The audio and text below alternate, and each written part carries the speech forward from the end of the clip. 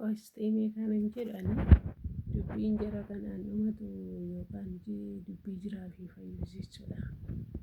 Amma fayyoon qabeenya koo na hirmaadhu jettee yeroo hundumaa waraqatatti kenniti inni garuu waraqata ishee sana harkatti hin taqabbalu. Badduwaa zayyuu immoo lafa mana isheetii sana deemte naa mallatteessi jettee turte. Inni akkuma carraa moodhatte mucaama isheellee baadhatteeti. Mucaama sanallee ilaalee garaan laafuun gurbaan kun namichi kun abbaa warraa ishee jechuudha. Innaa gibbii sana kee ammoo akkuma jettee hojjetaan jiru hojjechaa jiru manicha fakkaata. Inni bakka hojii deemee tureera. Innaa gaafa dhufu naa mallatteessi jette qachumaa keessaani. Innaa siin mallatteessu deemee jedha. Nagaan isiniif haa ta'u. Bakki nagaa taatanii hordoftoonni yuutuubii mara fayyaa keessanii bakka jiraattanii akkam jirtu mee naguma. Ani nagaadha waaqatti tolu. Asumaan laayikii godhaa maatii nuuf ta'a sabiskiraayibii godhaa. Isinin jenna uummata jaalalaa uummata qashtii isinin jenna. Innaa waa'ee dhimma fayyuu fi jiraan kun dhugaa waaqayyooti. Wanti dhaga'ama gee. Namni yaa'u egaa gargar ba'uun illee waanuma jirudha. Walitti deebiinis waanuma jirudha. Wal dhibdeen gidduu namaatti uumame abbaa manaa fi haadha manaa gidduutti. Namni immoo illee walitti hin bu'in iyyuu hin jiraatu abbaa manaa fi haadha manaa miti jechuudha. Namni inti bakka karaa marraa deemu yookaan karaatti walitti dhufu. Amma isheenii waa biraatuuf hin ta'in qabeenya koo naa hirmaadhu. Lafi suni yookiin manni suni ijaaramee as ga'uunsaa qabeenya koo isaanii itti dafqee fidee keessa jira waan ta'eef jette.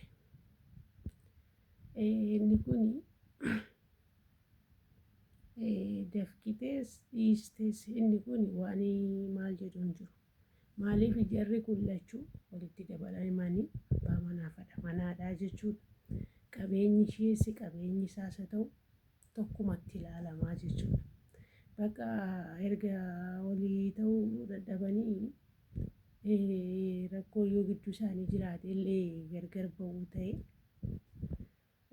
bakka seeraan adeema waan ta'eef qabeenya qabaatan illee maandaaqqoo tokkitti hin ta'in jechuudha. Jara kana lachuu gidduu illee ijoolleen jirti. Maalidha maaliif abbaa manaa fi haadha manaadha.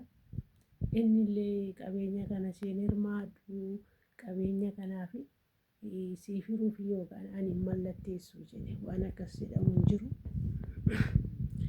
Bakka gargar baatanii mana kilaasii yookiin kiskoo tokko hin qabaatin seerri gidduutti gimmaasha gargar isinii baasaa jechuudha. Cinqii biraa tokko hin qabu. Maaliif dhimma seeraan deemame jechuudha. Atillee fayyoo yeroo hundaa bakka simbilletti waraqaa sana baattee qofaa deemtee naa mallatteessi hin jedhin. Maaliif qaama seeraatti ergi bakka naa mallatteessi. Isa booda mallatteesse okee mallatteessee dhiyaatee waan jiru bakka ergaa asumatti dhaabbatu gidduu gargar ba'umsaa sun erga jiraate maaliif seerri waa isin qabdan tilmaamee gargar isinii baasaa. Ijoollee immoo dirqama isaati. Abbaadhaa ji'atti seeraanii ijoollee qallabuun ijoollee guddisuun abbaa waan barbaachisuu fi abbaa itti darbasa kana mana barumsaa galchuu ilaalillee bal'ina rakkina ijoollee irrallee kan dhaabbatu abbaadha. Maaliif abbaadha waan ta'eef qabeenyi keessanii ol ka'ee gadi ka'ee birrii 1,000 hin bitini. Qabeenyi keessan seeratu isiniif irraa bulmaata seeraan deemtanii jennaan akka kanaani atillee iddoo sana irratti humaatii qofaa kee yookaan gaafa akka kanatti naa mallatteessi jettee maal jettuudha namni kun illee aaruu danda'a yookaan dha'uu danda'a yookaan maal jechuu danda'a. Naa mallatteessi ganama dhufee kosii isaa keessaa haree qulqulleessee itti galaa jette. Kilaasii biraatti darbakaa.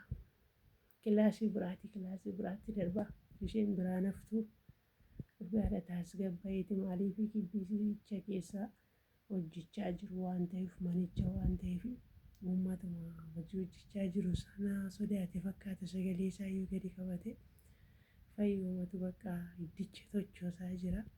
Garuu manichi namni gaafa manichi hojjetamee xumuramee tottoshamu abeet yaa manicha maal garuu manicha magaa kana maali yaa'u hoteeluma gochuuf ittiin fakkaata malee kuni mana mannooriyaa fakkaatu mana mannooriyaa qofaan fakkaatu egaa maal godhuree egaa gidduu keessanii jaalalli nyaatameera egaa jaalalli immoo egaa waan hundumaarra caala dhugaa waaqayyooti namni koo jireenya kam keessatti jaalala qabaate laameen erga hin deemne maal fayyidaan isaarree amma barbaade yoo jiraate qabeenyillee wanti hundinuu murteessaan jaalalaa oliifaa dhaga'uudha.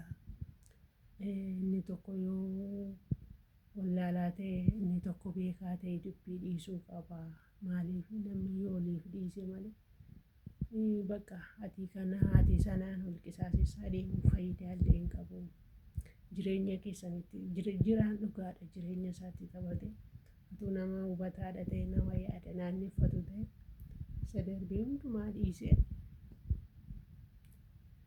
bakka akka waan bishaan jigee dhangala'eetti dhiise ijoollee isaallee guddifatanillee qofaa ba'e akka kanatti dhugaa waaqayyooti inni baay'ee tokko nama bakka maali namni kun wanti hundinuu nufaa hin darbaa adda homaa miti kanaaf jabaadhuu hatillee fayyoo homaa miti silaa yoo waaqayyo jedhee walitti sin deebisee okee yoo deebi'uudha waantan silas immoo qabeenyi keessan seeratu gargar siniira kanaafiyyuu qofaa deemtee fumaatiillee waa tokko irra hin bu'iin siin jedha seeraan itti adeemi jabaadhuu siin jedha.